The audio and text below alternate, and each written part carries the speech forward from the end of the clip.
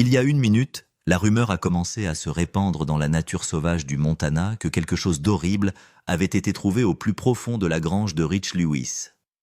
Pendant des années, le légendaire pisteur et ancienne vedette de Mountain Men avait disparu de la scène publique, se retirant dans les hautes terres où peu de gens osaient le suivre. Les habitants de la région pensaient qu'il menait toujours sa vie tranquille et solitaire, entouré de neige de silence et des créatures sauvages qu'il respectait plus que les humains. Mais lorsqu'un groupe d'enquêteurs pénètre enfin dans sa grange abandonnée depuis longtemps, ce qu'ils découvrent ébranle même les plus coriaces d'entre eux. Ce n'était pas une simple cabane de chasse remplie d'outils et de pièges. Ce qu'ils ont trouvé à l'intérieur a révélé un côté sombre et inquiétant de l'homme que tout le monde pensait connaître. Les détails ne sont pas encore connus, mais une chose est sûre. Cette découverte change tout ce que nous pensions comprendre sur les dernières années de Rich Lewis. Avant de poursuivre, n'oubliez pas de vous abonner et de rester à l'écoute, car ce que vous allez entendre va vous faire douter de ce qui est réellement arrivé aux chasseurs de lions de Ruby Valley. Avant que le monde ne rencontre Rich Lewis grâce à l'émission de télé-réalité, les habitants de Mountain Men dans le Montana murmuraient déjà son nom comme un mythe. Bien avant que les caméras ne le découvrent, il était l'homme qui parcourait la Ruby Valley avec pour seule arme un fusil, une meute de chiens fidèles et des nerfs d'acier.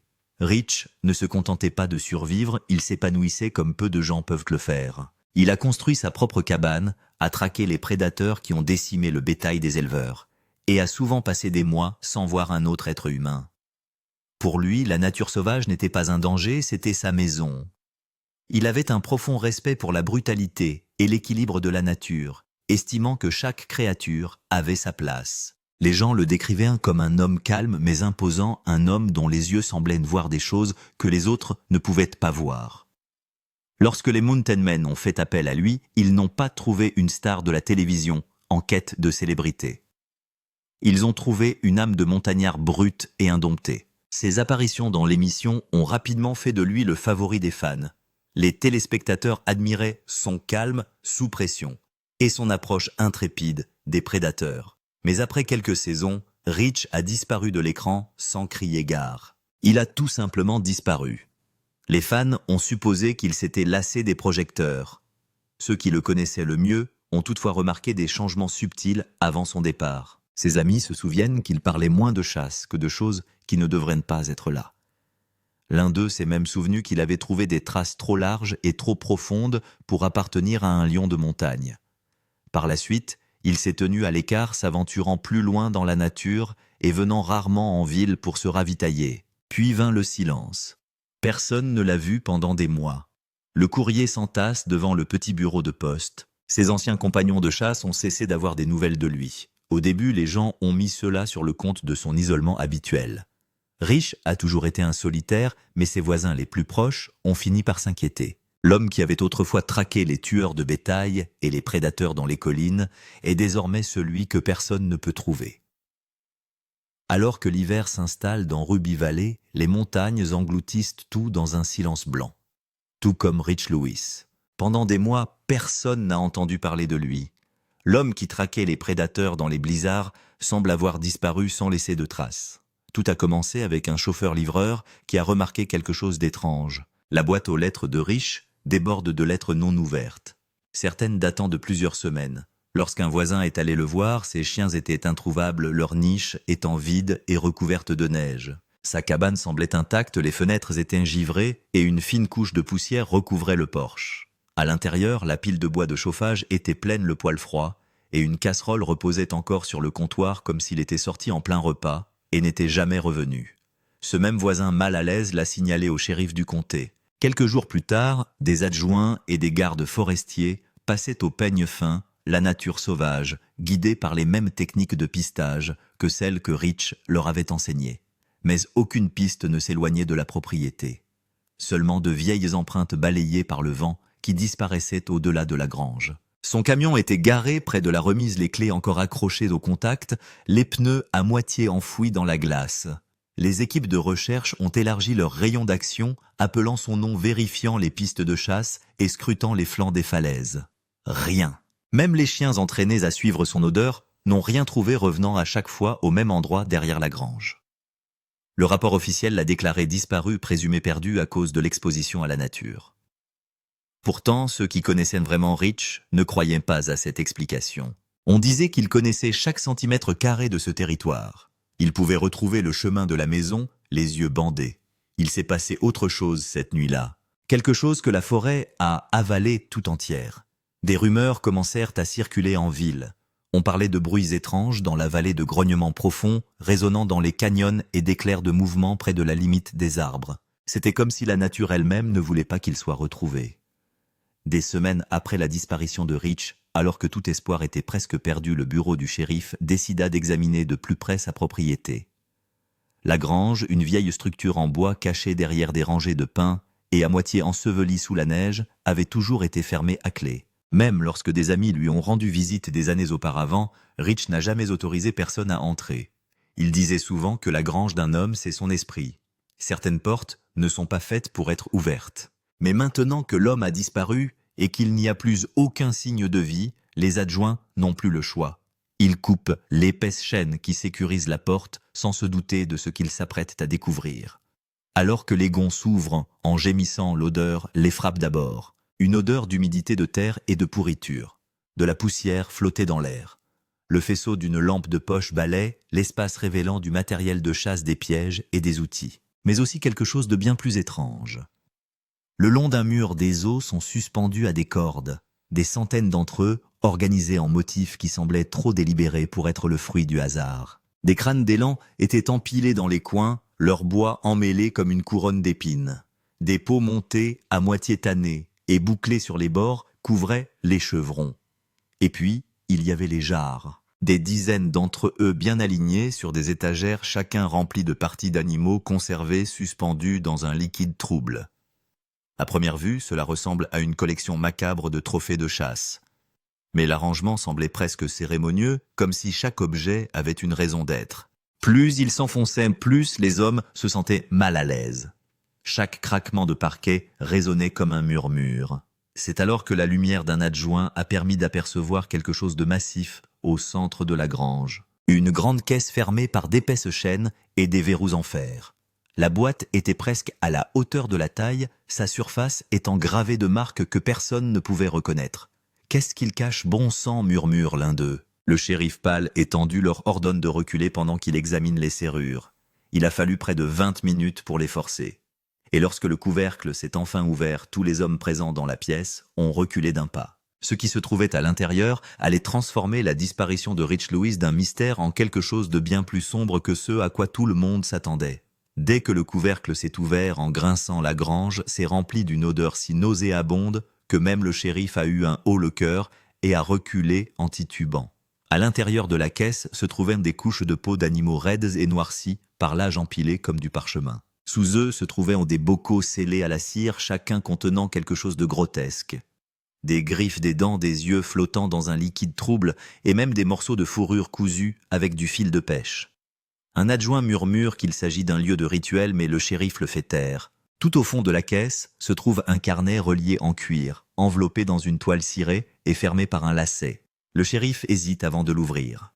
Les premières pages semblaient inoffensives, des notes sur les itinéraires de piégeage, les conditions météorologiques et les réserves de nourriture. Mais au fur et à mesure que les pages se tournaient, l'écriture de Rich devenait irrégulière et désespérée. Il parlait des nuits où il n'arrivait pas à dormir à cause des bruits au-delà de la crête, de la découverte de traces dans la neige qui ne correspondaient à aucun animal qu'il avait jamais chassé. Trop grande pour un loup, disait une ligne. Trop lourd pour un ours, il marche sur deux pattes quand il pense que vous ne le regardez pas.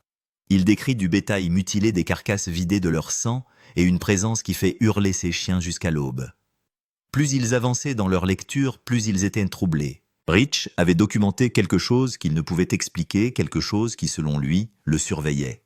Ses dernières entrées laissaient entendre qu'il avait essayé de la piéger. Il a parlé de la construction de cages renforcées, de l'installation de caméras et de la préparation de l'appât. La dernière page était tachée de noir comme par du vieux sang et se terminait par des mots qui faisaient froid dans le dos. « Si j'échoue, il viendra pour la grange. » Le shérif referma lentement le livre, une sueur froide coulant le long de son cou. Quoique Rich ait poursuivi, ce n'était pas un prédateur ordinaire. Et si ses notes étaient vraies, il était juste là, tournant autour de sa propriété, attendant qu'il fasse une erreur. Cette nuit-là, alors que les adjoints scellent la grange et appellent des renforts par radio, l'un d'entre eux jure avoir vu un mouvement à la limite des arbres. Quelque chose de grand, de silencieux et qui a disparu en un instant. Lorsque les enquêteurs reviennent le lendemain matin, ils sont accompagnés d'agents spécialisés dans la protection de la faune et de la flore et d'experts médico-légaux. La grange était désormais considérée comme une scène de crime, et non plus seulement comme la maison d'un homme disparu. Alors que l'équipe passait au peigne fin les piles d'outils et de notes, un adjoint a remarqué un ensemble de câbles qui couraient sous le plancher. Il menait à un vieux générateur et à une armoire métallique rouillée contenant plusieurs caméras de surveillance poussiéreuses. Les cartes mémoire étaient encore à l'intérieur. Une fois branchées sur un ordinateur portable, la séquence qui s'est affichée a donné des frissons à toutes les personnes présentes dans la salle. Les premières vidéos étaient ordinaires, montrant des élans qui passaient des coyotes qui tournaient autour de carcasses. Puis, vers minuit à plusieurs reprises, quelque chose d'étrange est apparu. Une ombre grande et déformée se déplaçait entre les arbres derrière la cabane de Rich. Au début, cela ressemblait à un tour de passe-passe, mais ensuite le contour est devenu clair. De larges épaules de longs membres et des yeux qui reflétaient la lumière infrarouge de la caméra comme des charbons ardents. La figure s'attarde immobile comme si elle fixait directement la caméra. Dans un clip, elle se penche en avant, révélant une immobilité peu naturelle comme si elle étudiait l'objectif lui-même. Les dernières secondes, avant la fin de chaque clip, montraient toujours la même chose. Un bruit statique suivi du son d'une respiration profonde et lourde. Les spécialistes de la faune ont estimé que les images étaient des données corrompues, insistant sur le fait qu'il s'agissait probablement d'un ours ou d'un élan pris sous un mauvais angle. Mais les horodatages racontent une autre histoire. La même créature est apparue au cours de plusieurs nuits, toujours entre 2 heures et 3 heures de l'aube et 1. Monsieur est toujours dans la même direction, les bois derrière la grange. Plus étrange encore, sur la dernière vidéo, Rich lui-même est apparu brièvement entrant dans le cadre avec une lampe de poche. Il avait l'air plus maigre, anxieux, jetant constamment des coups d'œil par-dessus son épaule. Il a posé un piège à appât et a regardé la caméra pendant un moment, murmurant quelque chose que le son a à peine capté. Ce n'est pas un animal. La vidéo a été coupée quelques secondes plus tard. C'est le dernier moment enregistré de Rich Lewis. Les enquêteurs étaient divisés. Certains pensaient que Rich était devenu paranoïaque, poussé par l'isolement et la peur. D'autres admettaient discrètement que les preuves semblaient trop délibérées, trop réelles pour être ignorées. Ceux qui avaient traqué ces collines étaient là bien avant les caméras. Et peut-être juste, peut-être qu'ils l'étaient encore. Après avoir analysé les images et examiné le journal de Rich, les enquêteurs ont tenté de reconstituer ces derniers jours.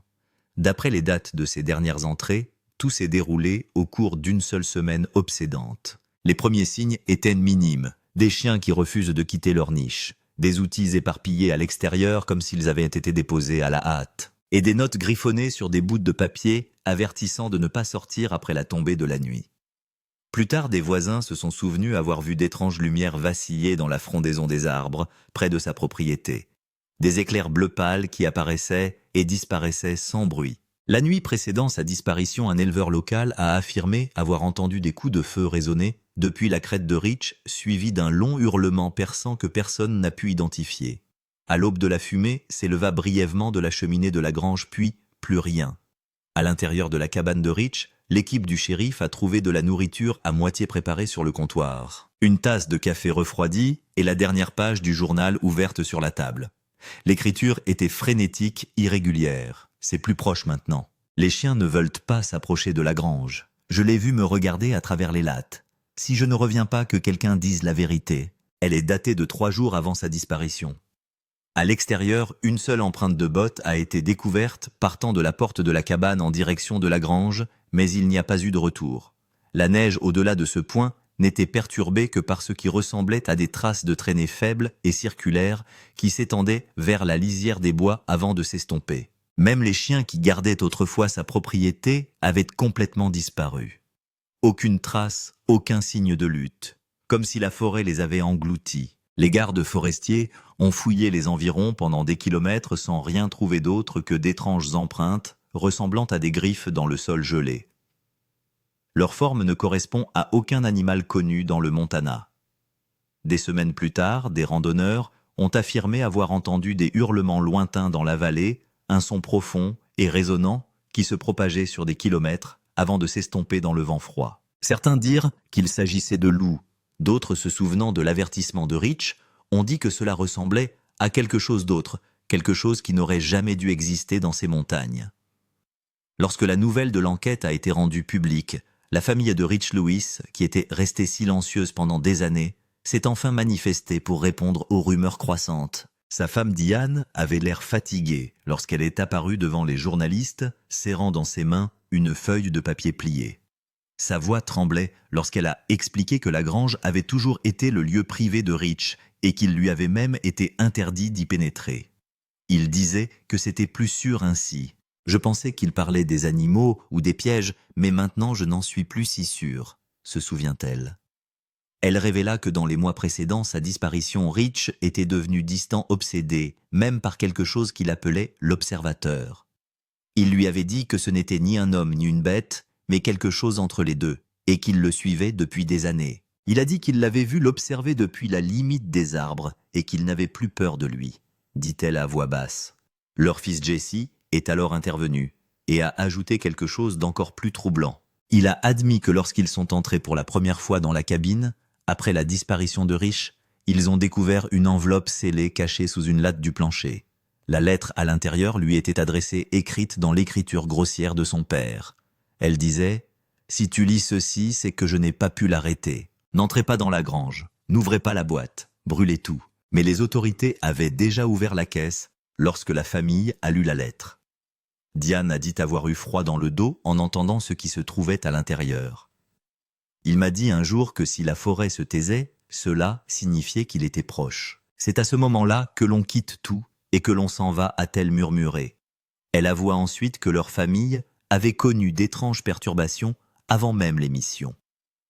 Des animaux disparus, des bruits inexplicables et ce que Rich appelait des signes d'intrusion dans les bois derrière leur ancienne propriété. Mais Rich était persuadé que cette chose l'avait suivi jusqu'à Ruby Valley. La déclaration de la famille visait à apaiser les spéculations, mais elle n'a fait qu'approfondir le mystère.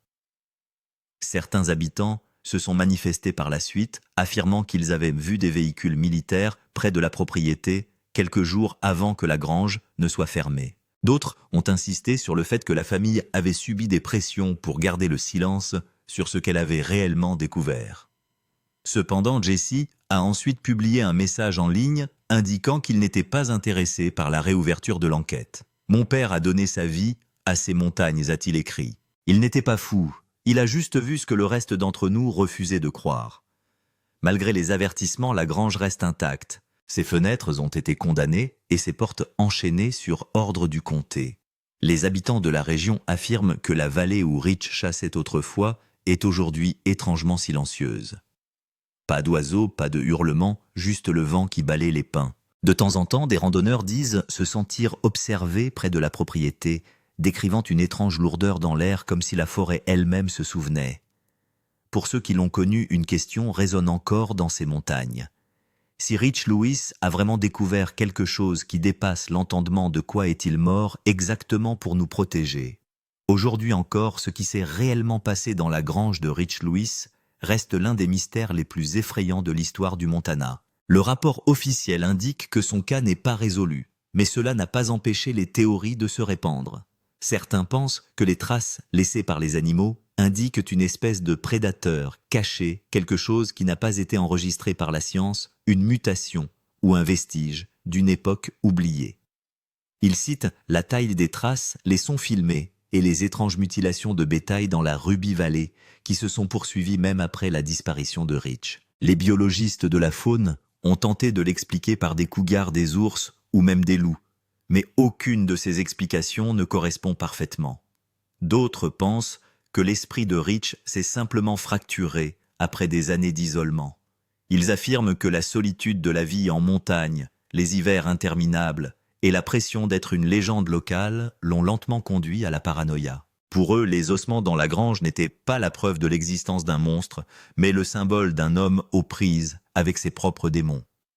Pourtant, ceux qui ont vraiment connu Rich réfutent cette théorie. Ils décrivent un homme profondément connecté à la réalité, Un homme qui faisait confiance à l'équilibre de la nature et qui ne connaissait la peur que lorsqu'elle était méritée. Il n'était pas du genre à s'effrayer facilement. Un vieil ami disait que si Rich avait peur, c'est qu'il y avait quelque chose à craindre. Une théorie plus sombre est également murmurée parmi les anciens membres de l'équipe des Mountain Men. Selon quelques personnes restées en contact, Rich a mentionné une fois hors caméra qu'il avait filmé quelque chose que l'émission avait refusé de diffuser, une séquence dans laquelle il traquait une créature différente de toutes celles qu'il avait rencontrées. Certains prétendent qu'il avait encore ses cassettes enfermées dans sa grange bien après avoir quitté la télévision. Si c'est le cas, il se peut qu'elles fassent partie des enregistrements confisqués par les enquêteurs lorsqu'ils ont mis la propriété sous scellé. Le comté nie l'existence de telles preuves, mais des habitants jurent avoir vu des véhicules du gouvernement retirés des boîtes la nuit suivant la découverte. Personne ne sait si ces boîtes contenaient les bandes manquantes, les journaux de Rich ou toute autre chose. Au cours des années qui ont suivi, les environs de son terrain sont devenus une sorte de zone interdite. Les éleveurs évitent de faire paître leurs troupeaux dans les environs. Les chasseurs rapportent que les animaux évitent la vallée comme s'ils sentaient quelque chose d'anormal. Même l'air, disent-ils, y semble plus lourd. Un garde forestier s'exprimant sous le couvert de l'anonymat a affirmé qu'au cours d'une enquête, il avait trouvé un piège effondré en acier renforcé bien trop grand pour un prédateur normal. Les barres métalliques étaient tordues vers l'extérieur comme si quelque chose avait réussi à se libérer. Il n'a jamais fait de rapport craignant le ridicule, mais le souvenir de ce piège le hantait toujours. L'héritage de Rich Lewis se situe aujourd'hui entre l'homme et le mythe. Certains se souviennent de lui comme d'un traqueur intrépide, d'autres comme un avertissement tragique de ce que l'isolement peut faire à l'esprit humain. Mais pour ceux qui vivent près de Ruby Valley, l'histoire prend une autre tournure. Il raconte que certaines nuits, lorsque le brouillard est épais, on peut encore entendre les faibles aboiements des chiens qui résonnent sur la crête. Les mêmes chiens qui gardaient autrefois la maison de Rich. Puis, juste avant l'aube, les aboiements s'arrêtent, remplacés par un faible grognement qui se répercute dans les arbres et s'évanouit dans le silence. Que ce qu'ils ont trouvé dans cette grange soit le fruit d'une obsession, d'une peur ou de quelque chose qui défie toute explication, une vérité demeure inébranlable. Rich Lewis a vécu et est mort dans la nature. C'était un homme qui a respecté ses mystères jusqu'à la fin. Et c'est peut-être ce qui rend son histoire si obsédante. Car si même un homme comme Rich, qui maîtrisait la nature, a pu y disparaître sans laisser de traces, alors peut-être y a-t-il vraiment dans ces montagnes des choses que nous ne sommes pas censés trouver.